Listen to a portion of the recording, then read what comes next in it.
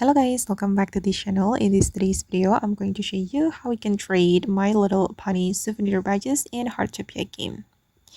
Okay, I'm going to receive the badge from my friend, so we can click on this icon. And I've just obtained this badge from this friend. If you want to receive, just click on the icon, the receive icon, and then you will obtain the badge.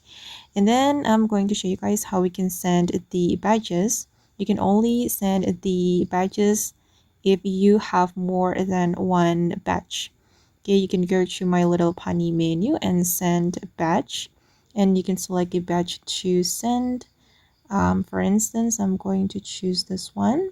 I have 2 badges. Okay, then ask your friend to click the receive icon, and then your friend will obtain or will get the badge you have sent. Okay, now the trading process is complete.